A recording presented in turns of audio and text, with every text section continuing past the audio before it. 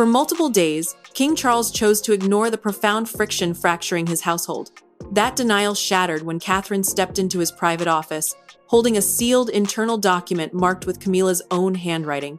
The reality she uncovered was far worse than an accidental leak or a simple miscommunication. This was a deliberate act of treachery targeting the confidential timeline of Catherine's medical rehabilitation, making it impossible for Charles to maintain a protective wall of silence around his spouse. Before exploring the profound ramifications this holds for the monarchy, hit that subscribe button to ensure you remain informed on every development. Crossing the chamber, Catherine chose to set the papers directly onto his desk rather than passing them into his hands.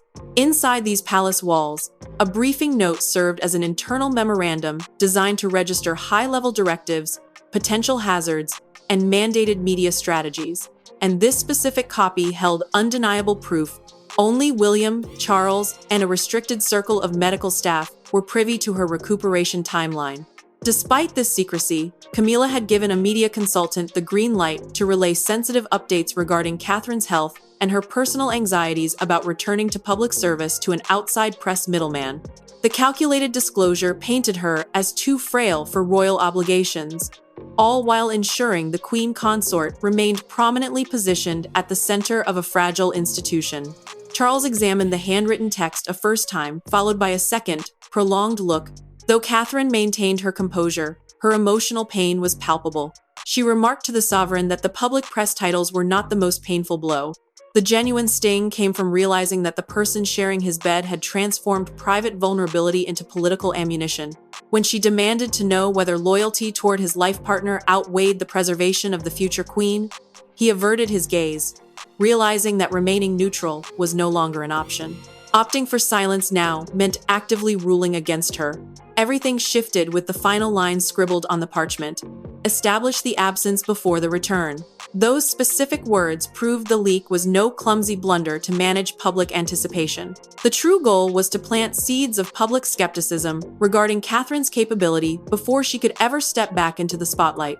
The moment she departed, Charles called for his private secretary, the top-tier administrator tasked with overseeing the ruler's highly sensitive affairs, and logged an official order barring Camilla from family tactical conferences. He demanded that every piece of correspondence tied to the memorandum be secured immediately. No electronic mail was to be deleted, and no handwritten note was to be destroyed. Outside the locked doors, William stood waiting without taking a seat.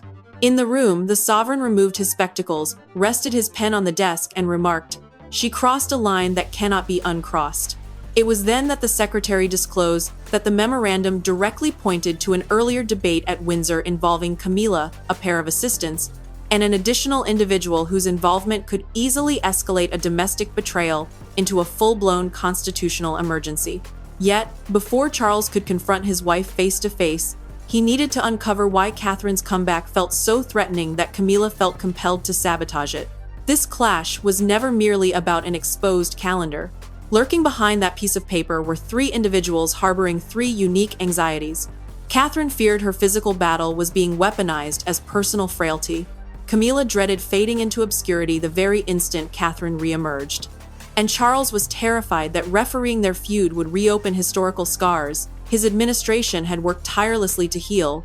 This act of disloyalty laid bare not just raw ambition, but a deep-seated vulnerability at the core of the monarchy. Catherine was fully aware of what had been stripped away from her. Reappearing in the public eye was far more than just another routine calendar entry. It represented her ultimate opportunity to seize back agency after months of being analyzed by physicians, courtiers, media experts, and members of the public regarding her physical state, her stamina, and her long-term path. Within this world, a royal engagement functioned as an official public appearance executed on behalf of the reigning institution, and this specific comeback was intended to signal that she alone, not palace rumors, would dictate her readiness. Instead, the unauthorized release of the schedule had sabotaged that autonomy at the worst imaginable juncture. Throughout those exact months, Camilla had been systematically elevating her public profile. She had taken charge of numerous events, anchored Charles during stressful appearances, and gradually cemented her status as the reliable matriarchal figure of the state. The title of Queen Consort, denoting the legal spouse of a reigning monarch, had brought with it an importance she had grown fond of. Catherine's reappearance threatened to redirect the spotlight away from her almost instantly. Observing his wife's calm demeanor, William could see the underlying distress. Within the privacy of their sitting room, he volunteered to confront Charles on her behalf. Catherine declined the offer. Filled with a profound sorrow that cut much deeper than anger, she informed the prince that failing to protect her own honor at this moment would mean the palace would forever view her as a liability to be shielded rather than an equal to be respected. Charles wrestled with an entirely different anxiety. He reflected on the decades spent shielding Camilla from public disapproval and constant skepticism. That shared history made this new evidence incredibly painful to digest. He felt deeply wounded by her decisions, yet he also worried that reprimanding her would validate every historical claim that his personal affections always overrode his duty to the state. Camilla picked up on the shift before a single word was uttered. She discovered her authorization to view the sovereign's private calendar had been pulled and noted that a scheduled family gathering had vanished from her log. Upon interrogating an assistant, the staff member avoided eye contact and confessed the order had originated from Charles himself. William subsequently met with the king in a one-on-one session, presenting a quiet but firm ultimatum. He stated that Catherine sought neither public shame nor vengeance. She merely required a boundary that could never be violated again. Should Charles fail to establish that barrier, the Wales residents would completely detach themselves from shared logistical coordination with the central household, which is the operational hub managing the sovereign's daily schedule. Sometime later, as she sat next to an untouched tea tray, Camilla unfurled an updated agenda and found her attendance erased from the next morning's summit on succession management. Her fingers clamped tightly around the sheet as her mind raced back to Windsor to the exact night Catherine's official comeback timeline was unveiled, and her own brief era of prominence began to slip away. It was during that specific Windsor event, masked by polite small talk and formal toasts, that a solitary comment transformed latent insecurity into outright betrayal. Several weeks prior to Catherine discovering the briefing note, the household gathered at Windsor for an ostensibly routine private social gathering. No press updates were planned, and no conflicts were anticipated. Then, William casually shared the precise date for Catherine's initial major public appearance. Cheers echoed through the room, Charles beamed, and Camilla raised her glass in a toast. However, a single phrase uttered moments later pushed the celebration past a point of no return. William had purposely waited for the charity planning banquet to conclude before breaking the news. Catherine had finally received the medical green light to participate in a major national service, an event that would signify her official return to regular royal duties. A national service represented a premier ceremonial event symbolizing the state, typically drawing top-ranking royals, political leaders, and the public. Consequently, her attendance carried far greater significance than a standard royal outing. It was a declaration to the nation that the princess was prepared to reassume her role, breathe new confidence into the Wales household, and stand firmly at the epicenter of the throne's future. Charles welcomed the announcement with visible relief, turning to his son with a smile, and noting that Catherine's comeback would inject much-needed stability into the household after months of instability. Camilla offered her own congratulations to William, raising her glass and requesting that her warmest regards be passed along to his wife. However, her pleasant demeanor faltered when top strategists began analyzing the massive media attention the return was bound to generate. One consultant went so far as to label Catherine the emotional cornerstone of the monarchy's future. Those words cut far deeper than anyone in the room could guess. Throughout the princess's retreat, the queen consort had stepped forward to lead events, anchor the sovereign through trying times, and occupy the space of the most prominent woman in the family. Now, that entire status was on the verge of evaporating in a single morning. Camilla waited until the applause died down before slipping into an adjacent chamber alongside her communications director. She argued that the palace administration was moving at a reckless pace, warning of a massive public backlash should Catherine fail to sustain the demanding calendar. While her words mimicked protective concern, deep resentment had already poisoned her perspective. Later on, she approached Charles directly, pleading with him to delay the timeline. The king merely kissed her brow, remarked that the family ought to be thankful, and wandered back toward his other guests. To her, his affection felt indistinguishable from a dismissal. She was left standing in isolation, unheeded and suddenly aware of how replaceable she was. Camilla then spotted media advisor Julian Mercer near the corridor adjacent to the Windsor Library. She instructed him that the public must be made aware of Catherine's physical boundaries before popular expectations spiraled out of control. Mercer inquired directly if she was endorsing an external briefing, a term meaning confidential data quietly fed to an outside source to steer public narrative without the footprint of an official palace release. Glancing back at the closed doors of the reception, she replied, "Establish the absence before the return." He unzipped a leather portfolio and slid a signature page toward her. As the sounds of laughter drifted from the main party, she paused briefly before scratching her initials beneath the directive. Her pen hovered for a split second, but the ink inevitably stained the page. Sophie entered the hallway moments afterward, catching Mercer in the act of shutting the folder. The trusted ally noted Camilla's visibly rattled expression, and though she maintained her silence that evening, every detail was etched into her memory.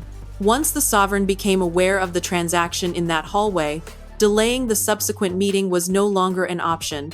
This time, Catherine was determined to make Camilla answer for her actions directly. The chosen room was entirely free of strategists, lenses, or protocol escapes. Catherine sat directly across from Camilla, with the initialed paper resting between them, while Charles occupied the head of the table. A heavy silence dominated the room for several moments. Then, Catherine delivered a cutting question, demanding to know why her most fragile months had been exploited as a political opening. Camilla's response would dictate whether this remained a private family wound or escalated into an official institutional rupture. Charles had deliberately selected a smaller drawing room at Buckingham Palace to ensure no advisors, portfolios, or administrative buffers could dilute the interaction. Within the palace, a drawing room served as an intimate reception area designed for private family dialogues rather than large-scale state functions. And on this evening, its compressed boundaries made the silence feel suffocating. William sat right beside his wife, refusing to touch the document but signaling through his rigid body language that she was not navigating this trial alone. The king moved the original memorandum to the exact middle of the table, demanding to know if the initials belonged to Camilla. The queen consort looked at the page before looking up at him. She confessed to green-lighting the press brief but maintained that Catherine's timeline was being pushed too aggressively. She argued that the institution required safeguarding against the collateral damage another sudden medical withdrawal could trigger, claiming her caution was being misinterpreted as malice. Catherine leaned across the space, countering that true concern would have meant approaching her directly to inquire about her health and honoring her reply. Shuffling confidential logistics to outside entities was not an act of protection. It was an attempt to weaponize a medical crisis to undermine someone before they could stand on their own 2 feet. Her steady composure faltered only when she mentioned that her own children had caught sight of the media titles, asking if their mother would ever return to the family line. William cast his eyes downward before glaring at Camilla with an open hostility he no longer cared to mask. Charles broke the impasse by presenting a documented timeline compiled from Sophie's personal account. The trusted confidant distinctly recalled encountering Camilla alongside Julian Mercer immediately following the Windsor disclosure, a recollection that aligned perfectly with the timestamps found in palace communication logs. The king clarified that the sequence of events had been meticulously verified, making further denial completely futile. Camilla snapped her head toward him before looking back at Catherine, her defensive stance completely crumbling under the weight of the evidence. She finally confessed to a deep-seated fear of being rendered irrelevant the moment the princess stepped back into her role. She had spent a lifetime battling for public acceptance, and she could feel the wheels of the institution preparing to roll past her. Catherine slid the paper across the mahogany table, stating that while Camilla was never being erased, she had actively tried to erase Catherine prior to her return. William kept his gaze low as Charles closed his eyes in resignation. Camilla reached out toward the paper, but her fingers froze before making contact. Rising from her seat, Catherine informed the king that private remorse was no longer sufficient. It was now up to him to determine whether his wife would retain access to sensitive data she had already proven herself willing to exploit. While the confrontation had unmasked the underlying motive alone could not dictate the penalty. That burden fell squarely on the king, with every allegiance of his life colliding over the choice. Charles had historically shielded Camilla when the public scorned her, when palace officials doubted her, and when the ghosts of their past threatened their current status. Yet, the paper resting on his desk carried an entirely different gravity. This was no external criticism originating from outside the palace walls. It was definitive proof that his spouse had compromised the security of the woman destined to stand beside the next monarch. Personal affection pleaded for leniency, but the crown demanded accountability. Charles recognized that his institutional authority had to override his personal grief. In his capacity as ruler, he held absolute sway over confidential household briefings, private family councils, top-level media strategies, and the movement of classified information across royal offices. Within this universe, a family council functioned as a closed-door summit where high-ranking royals debated official obligations, succession matters, and sensitive internal choices that required absolute protection. He could not wipe away decades of devotion or the history tying him to Camilla, but he retained total control over whether she remained within those secured chambers. Aides warned the king that punishing the queen consort could spark wild media stories about a crumbling marriage and a fractured court. Conversely, William's camp issued a counter-warning. Catherine could not safely engage in collective planning if the very infrastructure they shared allowed her medical privacy to be turned into ammunition. Choosing inaction would not safeguard solidarity. It would signal to the future monarch and his spouse that their trust was expendable next to avoiding temporary public embarrassment. Charles summoned his chief secretary, asking if there existed any middle ground that shielded Catherine without inflicting public humiliation upon Camilla. The senior official paused before delivering his assessment, noting that the primary obligation was not the preservation of public appearances, but the restoration of foundational trust. The king detected the sharp reprimand underneath the formal language, choosing not to contest it. Left to his thoughts afterward, Charles unthreaded an old photograph of himself and Camilla from the early chapters of their relationship. He studied the face of the woman he had once defended against the world, then turned the frame face down on his desk. Their shared past explained his loyalty, but it could no longer pardon her behavior.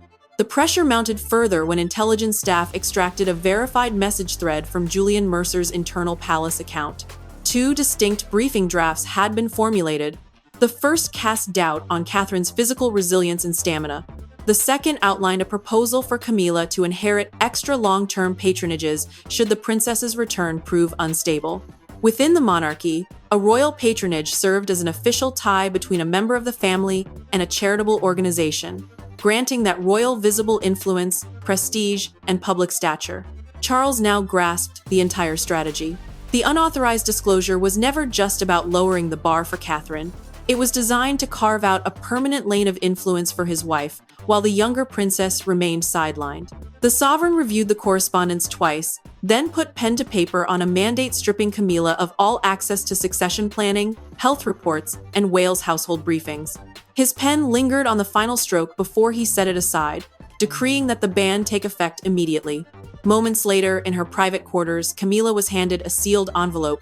She recognized Charles's personal stationery immediately, feeling the gravity of the verdict before she even read the text. The moment Camilla unsealed the envelope, the betrayal ceased to be a private domestic dispute and transformed into an unyielding reality, one that would permanently recast her marriage, her staff, and her status within the family. She scanned the mandate a first time, then a second, as though delaying her belief might soften the blow. It did not. Her access to Catherine's medical updates was revoked. Her participation in succession strategy was suspended. Her authority over joint institutional messaging was stripped away. While she held onto her official title as queen, the operational core behind the closed palace doors began turning without her, creating a social distance everyone inside could feel. Prior to breakfast, modified distribution registers were delivered to every major office. A circulation list functioned as the official record identifying who was permitted to view classified palace data, and Camilla's name had been completely deleted from files concerning Catherine, William, and the Wales children. Her media team now required explicit written clearance before uttering a word about the princess. Concurrently, all communication with external public relations experts was suspended pending a full audit, and joint briefings that once united Charles's and Camilla's teams were severed without notice. Though administrators brushed the modifications off as standard procedure, no one misread the reality. Trust had been completely withdrawn. Camilla sat entirely alone with the mandate resting beside an untouched cup of coffee. Removing her glasses, she folded the document with cold precision and directed her assistant to cancel an upcoming private dinner with close friends. Anger had sustained her during the initial confrontation, but this total isolation now drained her resolve. For the first time, her face registered abandonment rather than fury. Charles stepped into the room quietly, noting the opened letter on the desk. She looked up, asking if he genuinely believed she wished harm upon Catherine. The king replied that good intentions could never undo damage once it had been inflicted. Camilla then pushed further, demanding to know if he was speaking to her as her husband or as her sovereign. He remained silent, recognizing that no single answer could reconcile both identities. Simultaneously, Julian Mercer faced his own day of reckoning. Internal security staff deactivated his electronic entry badge and marched him off the palace grounds. Before his departure, the consultant remarked to an official that Camilla was hardly the sole individual aware of the press strategy. His recorded comment implied that other figures had quietly condoned the scheme to undermine Catherine's return, sending a fresh wave of panic through the corridors. Sophie managed the fallout in a different manner, meeting privately with Catherine to deliver a formal account of the Windsor corridor incident, detailing Mercer's portfolio, Camilla's demeanor, and the exact timing of their meeting. The close ally offered a sincere apology for her initial silence. Catherine accepted it but noted that silence within a family often ends up shielding the wrong individual. Sometime later, William passed Camilla in a palace hallway. As she moved to speak, the prince simply stepped clear, holding the door open for his wife without offering a word or a glance. Watching the couple walk away in unison, the queen recognized that the emotional chasm between them now dwarfed any administrative penalty. Even so, Catherine refused to transform her pain into a campaign of vengeance, telling William that a public shaming would only worsen the institutional fallout. What she required instead was one unvarnished conversation with Charles, completely free of strategists, documents, or tactical planning. The wheels of accountability were already turning, but the true turning point would not come from an official decree. It would arrive when Catherine and Charles finally sat down, without the weight of the crown between them. For a succession of days, Charles had communicated solely through official mandates, administrative secretaries, and carefully drafted communiques. Catherine wanted no part of that buffer. She requested a face-to-face meeting with him inside the garden room, completely excluding William, excluding Camilla, and without a single piece of paper on the table. What transpired was not a tactical negotiation between a ruler and a future queen. It was a deeply wounded daughter-in-law looking a father and a king in the eye, asking if basic trust still held any value within their home. Catherine had explicitly selected the garden room because its space belonged to quiet personal dialogues rather than formal statecraft, containing no massive boardroom tables, no hovering aides, and no ceremonial wait. The phrase future queen designated the woman expected to become consort when her husband ascends the throne. But Catherine needed Charles to see the human being underneath that title. The act of betrayal had fractured their domestic bond long before it threatened institutional planning, and no administrative ban could mend that tear on its own. Charles walked into the room bracing for a wave of demands, operating under the assumption that she would lobby for harsher penalties, a reduction in Camilla's public appearances, or her total exclusion from state events. Instead, Catherine looked at him and stated that his silence had cut her nearly as deep as the unauthorized leak itself. Throughout her physical recovery, she had frequently questioned whether the crown valued her as an individual or merely as a reliable prop for its long-term stability. Learning that her personal health crisis had been used as chess pieces for internal positioning validated the precise fear she had fought hardest to suppress. Charles confessed that he had held back from speaking because he desperately hoped to contain the firestorm before the family split completely.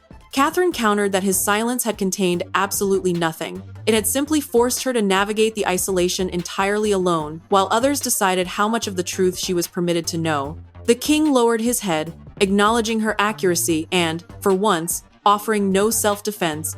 Catherine then presented a petition he never saw coming. She did not ask for Camilla to be banished from public life. Instead, she demanded an explicit, recorded acknowledgement of the infraction kept within the family archive. Within the palace, a family record served as an official internal log preserved to document what was confessed and decided, ensuring the incident could never later be rewritten as a mere misunderstanding.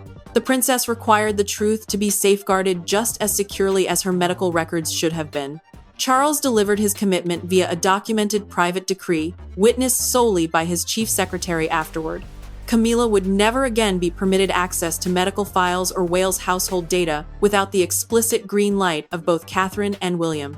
Furthermore, the king vowed that the future of the monarchy would never be engineered by knocking down the very individuals destined to inherit it. Reaching across the small table, Catherine took a face-down family photograph and turned it right side up. She remarked to him that protecting the household did not mean pretending no one had faltered. It meant refusing to let betrayal become the family's default language. Following her departure, Charles called for his secretary and dictated a rare, deeply personal communiqué, acknowledging a breach of internal trust, validating the newly drawn lines, and broadcasting his absolute backing of Catherine's return. By the next morning, this internal reckoning could no longer be kept under wraps, and the public was about to see an official announcement unlike any Charles had ever delivered before. Promptly at 7 o'clock, royal press correspondents were handed a statement confirming that highly confidential details regarding Catherine had been distributed without authorization. By 8 o'clock, every major television network had abandoned their scheduled broadcasts. By 9 o'clock, the phrase "breach of family confidence" occupied the front page of every major newspaper across the United Kingdom. Yet, it was a solitary visual image, rather than the text of the statement, that came to define the morning. Catherine, arriving at Kensington Palace as an assembled crowd, erupted into spontaneous cheers. Charles's written document confirmed that an unauthorized disclosure had indeed taken place, enacted far more rigid data protocols, and signaled absolute faith in the princess's return to her duties. A palace statement functioned as an official message broadcast under the monarch's authority to clarify a royal choice or position to the populace. While it refrained from naming Camilla directly, the severe restrictions already executed within the household left no room for doubt regarding who had compromised the king's trust. Television anchors grasped the gravity instantly, describing the brief as the king's most explicit public admission of internal friction within his immediate circle. Media experts noted that he had actively prioritized institutional honor and the future of the crown over the far less demanding path of maintaining a superficial image of domestic peace. This decision carried immense weight because the throne depended on far more than mere pageantry. It relied heavily on the public conviction that private vulnerability would never be exploited by the very individuals sworn to protect it. Public sentiment shifted with astonishing velocity. For months on end, the public had scrutinized Catherine's retreat, questioned her stamina, and lobbied for clarity on her recovery. Now, they were hit with the reality that the woman preparing to step back into the spotlight had been navigating immense pressure not just from the outside world, but from within her own palace walls. The public debate pivoted instantly from whether she possessed the strength to return to why she was being forced to defend her resilience in the first place. Camilla watched the media coverage in complete isolation. The moment an anchor referred to Catherine as the wronged future queen, she reached out for the remote control and killed the television broadcast before the report could finish. The queen consort sat in the ensuing quiet, fully aware that the populace had decoded exactly what the official palace brief had carefully omitted. One publication captured the depth of the crisis perfectly with a front-page photograph of Catherine placed next to the headline, "The King Chooses Trust." Directly below it ran the text, "Charles acts after private betrayal inside the royal household." Outside the gates of Kensington Palace, hundreds of citizens stood packed behind the security lines. As Catherine's vehicle pulled up, she stepped out unexpectedly, resting a hand over her chest and nodding in appreciation as the applause swelled around her. A woman standing near the front gate shouted, "We are glad you came back," causing the princess to fight back tears before softly offering her gratitude to the gathering. Watching the live transmission from Buckingham Palace, Charles directed that the audio volume be turned up, witnessing Catherine receive the very public embrace that his own silence had nearly extinguished. The sovereign recognized exactly what his painful choice had managed to salvage: public trust. That identical evening, the king called Catherine, William, and Camilla together for one concluding private summit. No media strategist would be permitted to attend, and no public relations tactics would be used to shield them. The British public had already delivered its clear verdict, but the deep emotional resolution still required the compliance of the four individuals whose mutual trust had been shattered, and before the night drew to a close, each of them would have to face it. This final meeting commenced entirely free of finger-pointing. There was no document resting between them, no administrative secretary transcribing their dialogue, and no institutional public relations strategy left to dissect. Charles had already executed his choices. Catherine had already reclaimed her personal agency. Camilla had already witnessed the palace doors slam shut. What lay ahead was far more demanding than any administrative punishment.